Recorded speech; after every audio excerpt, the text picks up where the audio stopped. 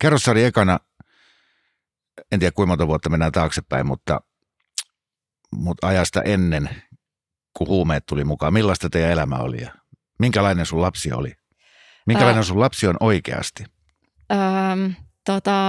Meillä oli ihan niin sanotusti normiperhe, jos katsoisi sillä ulkoa päin. 2 lasta, isä ja äiti ja ihan molemmat töissä. Koulunkäynti meni ihan ok, toisella lapsella meni hyvin ja pojalla sitten ihan hyvin. Ja minkälainen mun poika on oikeasti? Poika on erityislapsi ja mitkä sitten selittää myös tätä historiaa ja minkä takia mun poika on päihteiden käyttäjä. Haluatko kertoa tarkemmin, millä tavalla erityislapsi, miten se ilmeni? Tämmöiset niin kuin sosiaalinen vuorovaikutuksen ongelmat. Sillain oli niin kuin tosi vaikea saada kavereita ja mennä leikkeihin ja näin. Ja ei tosiaan ollut kauheasti kavereita. Koulunkäynti, niin kuin mä sanoin, meni ihan ok, mutta sitten oli myös koulukiusattu ehkä tästä erityispiirteestä johtuen. Se niin tavallinen tarina ja siis mitä nyt tässä päihdemaailmassa on ollut, niin sehän on se, että tosi monella lapsella on ollut joku nepsy-ongelma. Eli aika helppo ajatella, että kun nuorella ihmisellä, lapsella on riittävästi elämäntuskaa, niin sieltä ahdistuksesta tulee sitten tarve hakea joku paikka, jossa ei tunnu niin pahalta. Niin, ja voi kuvitella, että silloin kun yläasteelle siirtyi, sitten siellä oli se tietty kaveripiiri siinä luokassa ja sitten joku tarjosi kannabista ja sitten maailma avartui. Niin se oli siinä. Minkälainen se tilanne oli, missä vaiheessa sulle alkoi valkenemaan, että nyt tuo käyttää jotain? No kun siis tässä on mennyt ajantaju ja semmoinen tietty, niin kuin, että mä en muista sitä hetkeä, mutta se oli niin kuin yläkoulun 8-luokalla, niin jotenkin sitä sitten, mä en muista mistä me ajateltiin, että nyt on jotain omituista, mutta se, että sitten kun se tuli niin kuin todeksi, että oikeasti tajus, niin kyllä siihen meni sitten hetken aikaa vielä. Tai itse asiassa oli niin, että kun on tämmöinen niin kuin nuorisopoliklinikka, niin mä tilasin mun pojalle ajan sinne. Ja mun poika sitten siellä selitteli asioitansa ja sitten sieltä soitettiin, että hei, nyt on semmoinen tilanne, että on niin iso huoli, että tehdään ilmoitus tästä ja sitten päästiin lastensuojeluasiakkaiksi. Niin siis se, että ajatus siitä, että oma lapsi käyttää huumeita, ihan on täysin mahdoton. Että vaikka sitten, onko sulla ollut semmoista, että jälkeenpäin nyt tällä viisaudella, mikä sulla on, niin sun olisi pitänyt huomata jo aiemmin? No en mä ajatellut, kun musta tuntuu, että se on ollut ihan mahdollista ylipäätänsä. Että mä en ole ajatellut sitä, että joku ei voisi alkaa käyttää. Mun mielestä se on ollut ihan niin kuin, että joku alkaa käyttää ja joku ei. No, miten sä reagoit silloin, kun sitten alkoi selviämään, että nyt on asiat huonosti, niin oliko se suuttumusta vai hätää vai mitä kaikkea? No hätää ja sen takia mä tilasin sinne nuorisopoliklinikalle sen ajan ja sitten vielä yksityiseen lääkäriin seuloihin. Ja siitä se sitten lähti tämä. Että sitä se oli, niin kuin tuli selväksi, että mitä on tapahtunut. Joo. No ajattelit sä, että no hyvä, että nyt se sitten kanssa loppuu, kun saatiin tämä kissa pöydälle ja ruvetaan toimimaan. No en ajatellut, että nyt kun me saadaan tämä apu, niin että se loppuu. Että kyllähän mulla oli aika synkät kuvitelmat siitä tai ajatukset. Ai jaa, minkä takia? No ehkä jotenkin semmoinen kokemus, että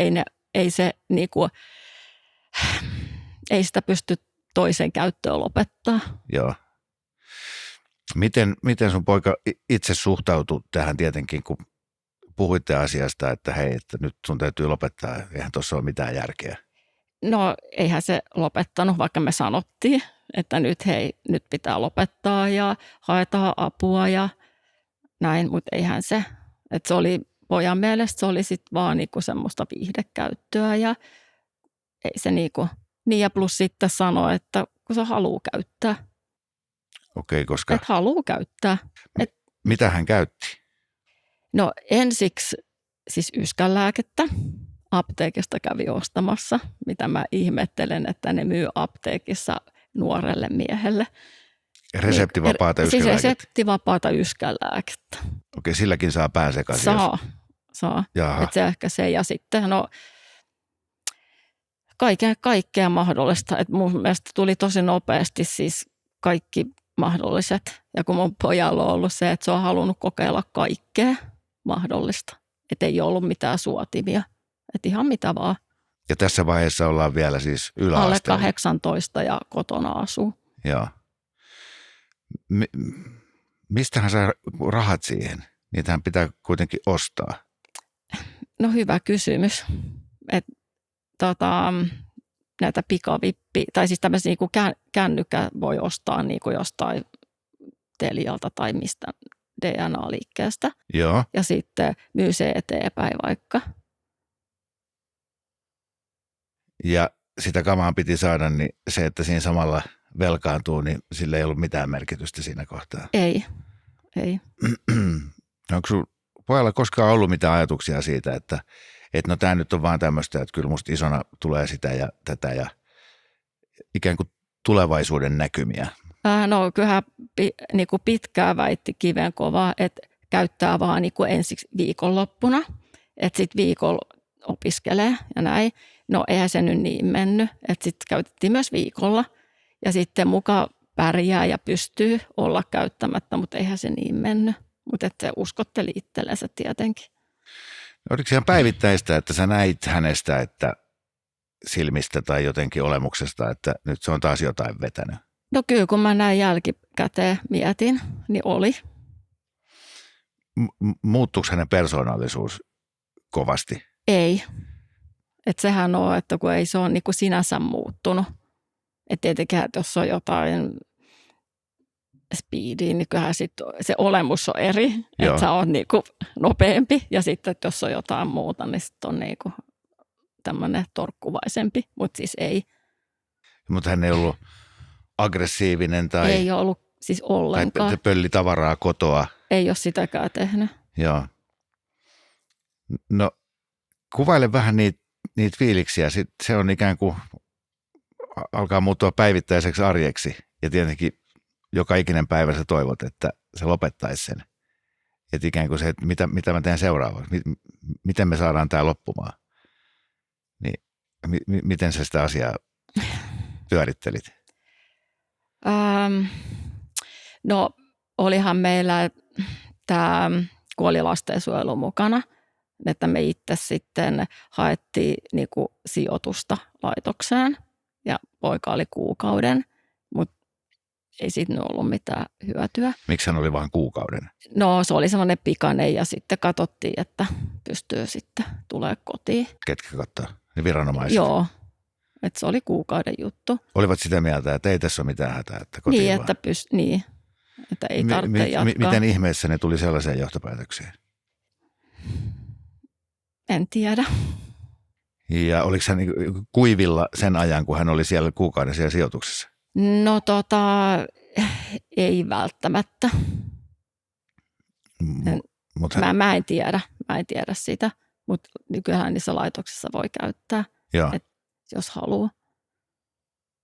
Ja kun hän palasi sitten kotiin, joo, niin käyttö jatkui ihan entisenlaisena. Käyttö, mutta se oli sitten aika montakin kertaa katkolla. Okei, minkä mittaisia? Viikon, että siinä sitten mentiin sinne lepäämään hetkeksi aikaa, mutta ei ollut kuitenkaan aitoa niin kuin halua lopettaa. Kun sä oot varmaan aika paljon näiden ihmisten kanssa ollut tekemisissä, jotka siis työkseen ovat vaikka siellä katkolla töissä, niin onko siellä sellaista ajatusta, että turhaan me tässä nyt yritetään auttaa, kun ei se itse halua? Siis ei mun mielestä, että mitä mä oon niinku, että jos joku on, niin mun mielestä mun poika on saanut kyllä aina apua, Joo. jos on tarvinnut tai mä oon halunnut, niin poika on sitten suostunut, että se on ollut kyllä toiminut. Että nämä katkot, että sinnekin on päässyt tosi nopeasti, että sitten kun on halunnut ja sitten me ollaan yhdessä käyty lääkärissä ja näin. Ja mun mielestä miten meitä on kohdeltu, niin tosi hyvin. Onko sun lapsi saanut apua siihen juurisyyhyn, niin kuin sanoit, että hän on erityislapsi ja on ollut kaikkea vaikeutta ennen huumeiden käyttöä, että tavallaan että sieltä pitäisi lähteä sitä hommaa purkaa? No ei ole saanut. No miksi sitten siihen ei ole, jos kaikkea muuhun on? No ehkä se on hänen omasta halustaan, ettei ole sitten sellainen katsonut tarpeelliseksi, kun ei toista voi sitten pakottaa. No kuinka kauan tätä vaihetta jatkuu, milloin mennään katkolle ja tullaan katkolta ja mennään katkolle ja tullaan katkolta? No mä sanoisin, että siihen kun 19 vuoteen. Eli 5-16-vuotiaasta. Joo, että nyt kun mä lasken, niin 7 vuotta on ollut tätä päihteiden käyttöä. Että siinä on ollut niitä katkoja ja näin. Ja sitten nyt on tämä korvaushoito on ollut jo 19-vuotiaasta asti. No miten se on toiminut? No, onko siis se hoitoa?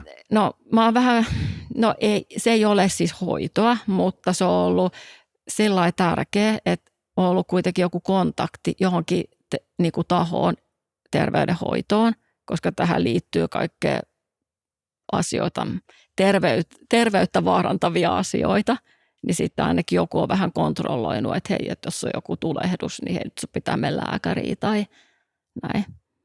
Että on ollut se, ja siellä on ollut joku ihminen, kenen kanssa pystyy sitten vaihtaa kuulumisia, joka katsoo vähän perään. Nyt hän on vankilassa. Puhutaan siitä hieman myöhemmin, mutta siis koko tämän ajan, pois lukien nämä lyhyet katkojaksot, niin hän asui kotona. Muutti pois 18-vuotiaana, koska se oli niin mahdotonta, tai siis se oli niin raskasta katsoa sitä. Halusko hän muuttaa vai? No ei me ehkä itse asiassa mietitty sitä enempää, se oli vain itsestäänselvyys, että sitten muuttaa. Ja miten se vaikutti? No se vaikutti siihen, että ei nähnyt koko ajan sitä, niin kuin, sitä surkeata tilannetta, mutta sitten taas toisaalta se, että kun halusi saada yhteyden, niin se on aika kauheata, kun soitat ja eikä kuulu mitään, ei vastata kännykkään tai näin. Että semmoinen yhteydenpito. Miten hän piti huolta itsestään? Varmaan kävit siellä hänen luonaan. Niin. No kun poika on ollut sitä mieltä, että pärjää ja hoitaa itse asiat. Että sillä lailla, kun sen luonteen, että ei halua, että toiset ei tarvitse auttaa. Että jotenkin tyytyy. No vaihtelevasti piti huolta. Että siis kun tuli kaikkea näitä tulehduksia tai yliannostuksia tai näin, niin että sitten jos kävi tuuri, niin joku soitti ambulanssia ja sitten mentiin näin sairaalaan. Miten sä sait aina sitten tiedon tämmöisistä tilanteista? No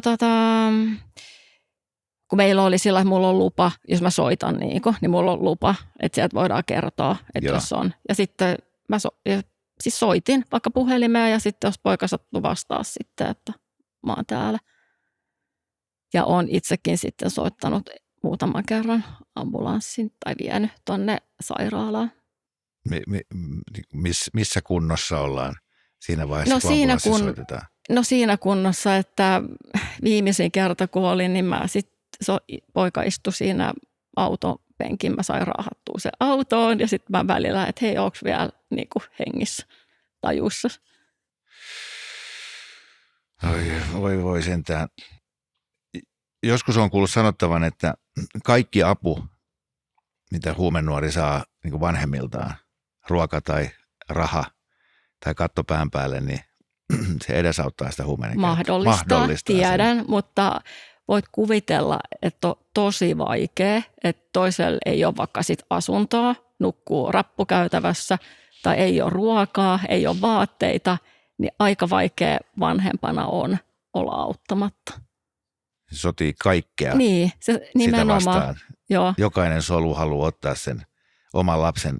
Kyllä, mutta siinä menee sillä jännästi, voisin kuvitella monella muullakin menee niin, että ensiksi tekee kaikkeensa, auttaa, siis antaa rahaa, vaatteet, yösijan, kaiken. Ja koko ajan yrittää niin kuin sanoa, että älä. Ja sitten jossain vaiheessa se menee niin, että sitten tajuu, että hei, se ei auta yhtään.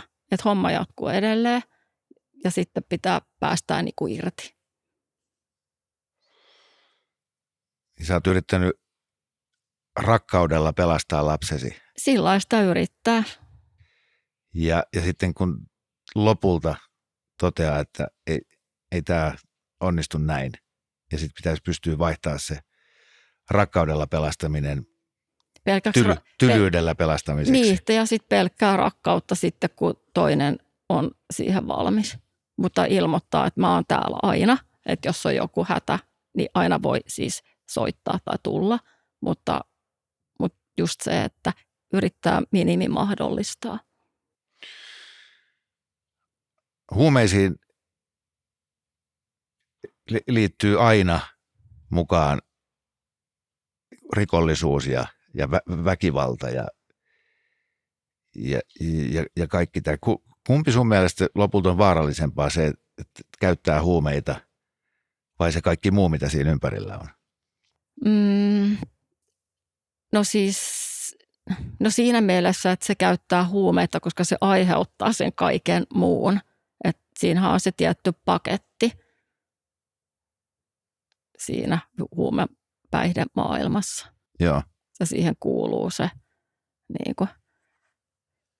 Onko hän velkaantunut muillekin kuin pikavippifirmoille? Eli onko ollut näitä tilanteita? Että...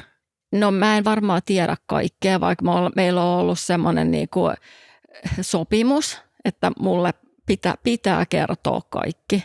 Et kuitenkin jotain on sattunut, niin mä haluan tietää, mutta eihän mä nyt kaikkea tietenkään tiedä, mutta tiedän aika paljon. Mutta mun mielestä ei ole semmoista huumevelkaa, ei ole. Siis huumevelkaa, siis että olisi jollekin väärille ihmisille velkaa. Niin. Ja sitten, nyt hän on vankilassa. Kysyi, että minkä takia hän sinne vankilaan joutui. No sen takia, kun tapahtui toisen niin kuin, käyttäjän kanssa hieman konfliktia. Okei. Siinä kohtaa, kun sitten se tuomio tuli, niin huomasit sä sun pojassa, että edes se olisi jotenkin herättänyt häntä? Oliko mitään semmoisia puheita, missä totesi, että nyt on mennyt liian pitkälle? No ei sinänsä. Millä mielin hän sinne vankilaan meni? No ehkä tästä luonteenpiirteestä johtuen, niin saaten, ei tässä mitään. Ja nythän on siellä jo hyvän aikaa ollut, Joo. Niin miten hän on siellä pärjännyt? No siis käsittääkseni aika hyvin. Että mä siis käyn joka lauantai moikkaamassa poikaa. Ja eihän siellä herkkuu ole, siis todellakaan. Mutta siellä on rutiinit. Ei voi käyttää päihteitä. Ja sitten mitä mun poika sanoi joskus, että siellä on yhteisö, mikä mun mielestä tuntuu itsestä sillä aika riipasevalta, että pitää joutua vankilaan, että tulee semmoinen yhteisö, johon tuntuu kuuluvansa. Jonain päivänä hän pääsee pois sieltä. Mitä ajatuksia sulla on siitä? No mä yritän olla miettimättä. Ja enkä, jos pojan kanssa puhutaan siitä vapautumisesta ja sen jälkeisestä ajasta, niin se on poika saa tehdä omat päätökset. Mutta mä nyt tietenkin niin kuin autan sitten, mutta se on pojan asia, että mä en voi tehdä mitään. Kun sä lauantaisin aina käyt siellä, niin puhutko sä aina siitä, että nyt sitten oikeasti nyt sun täytyy lopettaa ja ymmärräthän sä, että tämä ei voi jatkua? En sano yhtään kertaa. Mä oon lopettanut sen, Joo. kun ei siitä ole niin kuin mitään hyötyä. Mä voin sanoa, että hei, että mä kuulin, että on joku tukiasunto tai siis jostain asioista, että siellä oli sitä ja tätä, mutta se on pojan asia sitten. Mitä sä luulet, että tapahtuu sitten, kun hän pääsee pois? No, tämä toivo. Mä en niinku toivo mitään. Mun mielestä toivon käsite on aika hankala tässä, koska jos toivoo, niin sitten kun se ei toteudu, niin sitten se on kauhea pettymys. Et turhia toiveita ei kannata elätellä. Mä sanoisin, että on mahdollisuudet parempaan. Niin ainakin ihmisellä on taipumus yleensä vähän viisastua, kun ikää tulee. Ootko sä miettinyt sitä kautta, että ikään kuin jokainen vuosi, jonka sun rakkaudella ja avulla hän kuitenkin on elossa ja näin, niin ikään kuin se koko ajan ne mahdollisuudet paranee. Että jospa sinne vähän, jos hän vähän aikuistuisi. No joo, ja tässä on ollut se jotenkin ajatuskin, että jos saa vaan pidettyä hengissä pojan, niin sitten jossain vaiheessa voi tulla, että sitten alkaa se nousu. Tässä matkan varrella, niin kuinka monta kertaa sulla on ollut täydellisiä epätoivon hetkiä? No mä oon miettinyt sitä. No siis niitä on niitä monta, mutta yksi niinku ehkä sillai pahimpia on ollut se, kun joskus päivällä laittelin pojalle, asu kotona vielä, tekstiviestinä, että mitä kuuluu. Sitten sieltä tulee vastaus, että nyt on kaikki hyvin, kiitos kaikesta. No mä ajattelen, että nyt ei ole ihan niin kuin, siis oli niin kummallinen viesti. Sitten mä soitin isälle, että hei, että käyppäs katsomassa ja onneksi pääsi. Niin oli yrittänyt siis, tai oli aivan sekainen ja siis yritti itsemurhaa. Ja sitten siinä oli vielä siinä tietokoneen ruudulla semmoinen biisi, tai oliko se bändi, kuin Suicide Boy. Niin se oli aika musertava hetki. No, hän siitä toipui ja virkosi ja se tietysti kysyi, kyllä, että mitä sä mietit, miksi? No kuulemma ei ollut niinku tarkoitus. Oli vaan huono hetki. Niin, että en tiedä mitä olisi tapahtunut sitten, jos ei oltaisi tultu niinku ajoissa.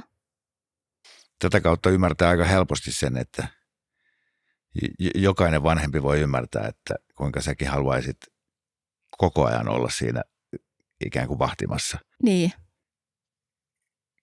Koska mitä tahansa voi tapahtua.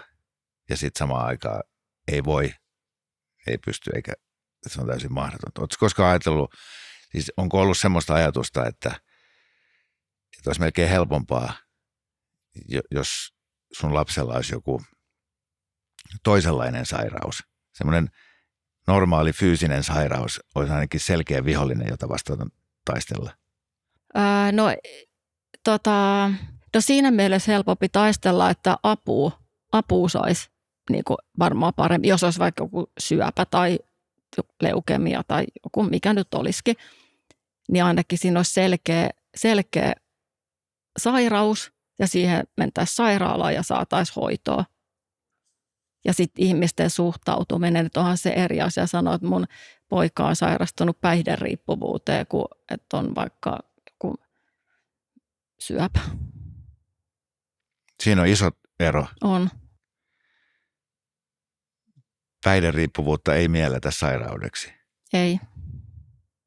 Se on jotakin, kotona on jotain vikana tai se on vaan tahdosta kiinni. Onko sulle tullut tämmöisiä kommentteja, jos sä olet tästä asiasta puhunut? No itse asiassa ei varmaan niin kuin sellainen henkkohtaisesti, mutta tuolla siis tämmöinen niin kuin opetusalan lehdessä, kun mä hirveästi siis mietin ja tämmöistä niin kuin yhteiskunnallisesti tätä asiaa, niin siellä oli semmoinen niin kuin virke kuin, että kuitenkin perhe on tärkein tekijä siihen, millaiseksi lapsi kasvaa.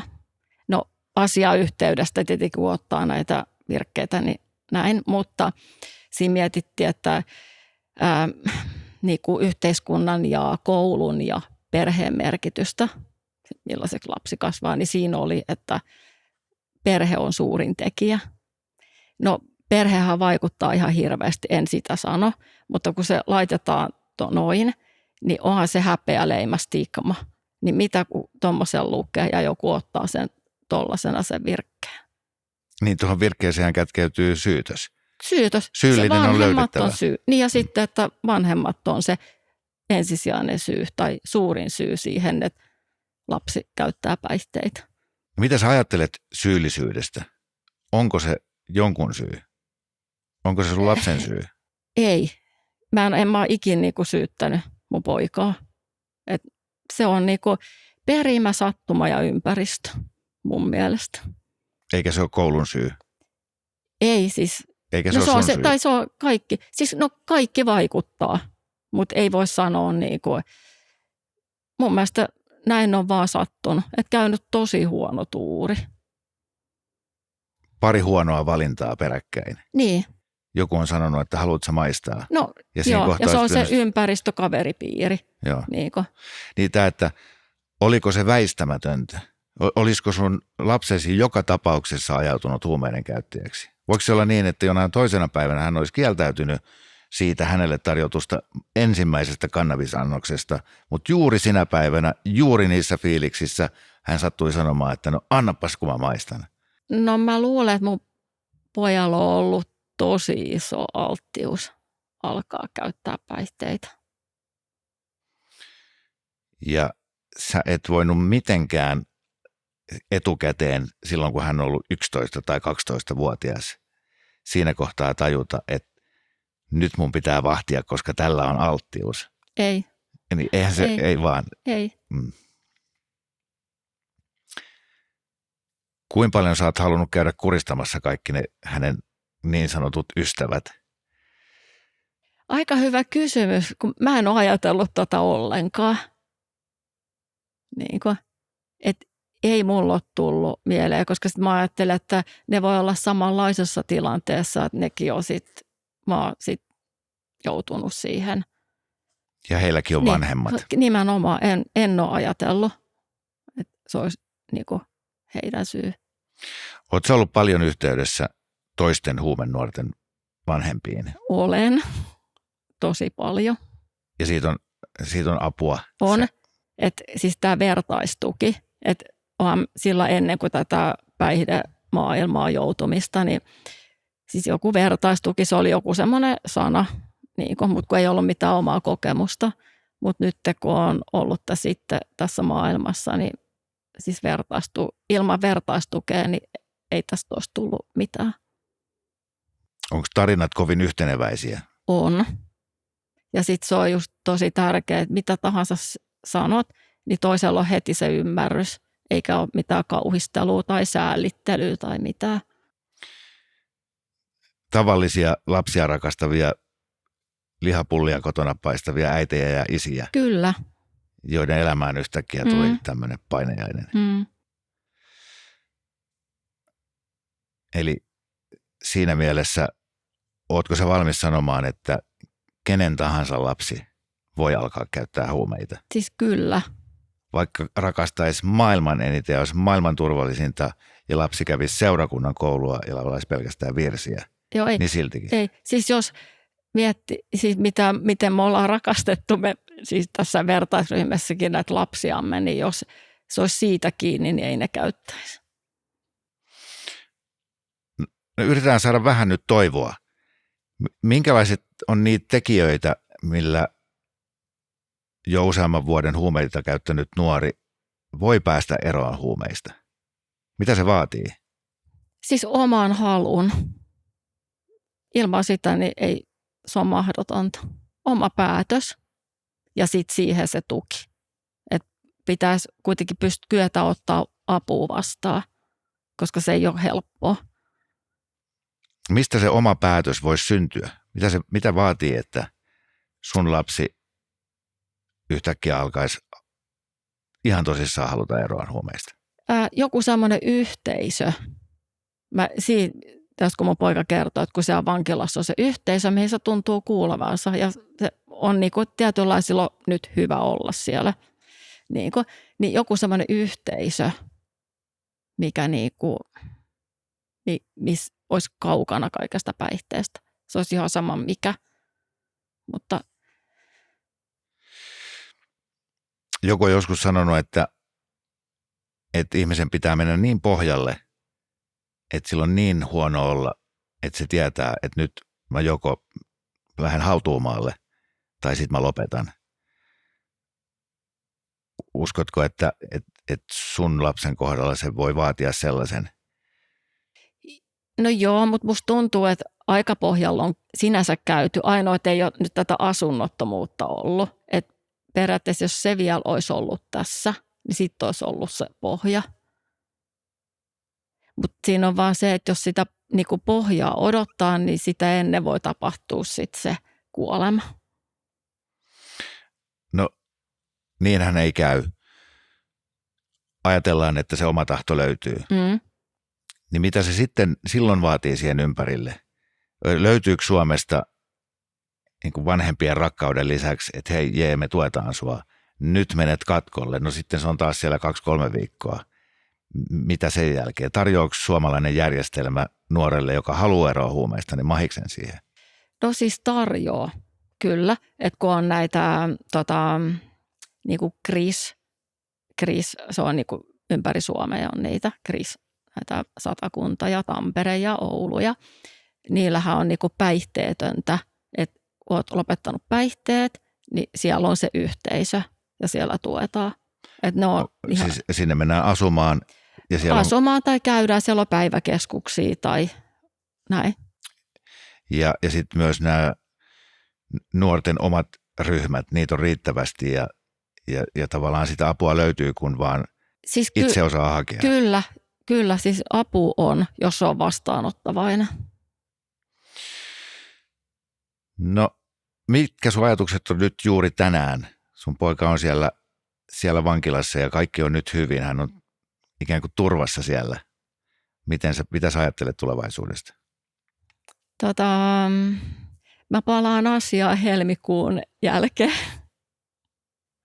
Mä en tietyllä lailla mä en nyt halua edes ajatella sitä, koska se ei ole mun käsissä.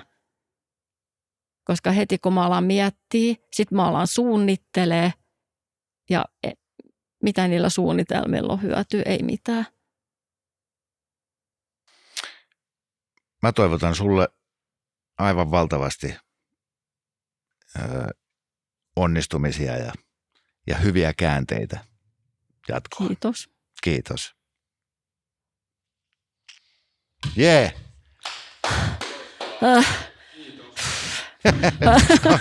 Oot ihan voipunut. Tuntuu posket punottaa. Sininauha-säätiö on asunnottomuus- ja päihdetyön asiantuntija ja vaikuttaja. Kehitämme matalan kynnyksen toimintamalleja ja viemme niitä osaksi asiakkaidemme arkea. Teemme työtä, jotta jokaiselle olisi paikka. Tutustu toimintaamme osoitteessa www.sininauhasaatio.fi.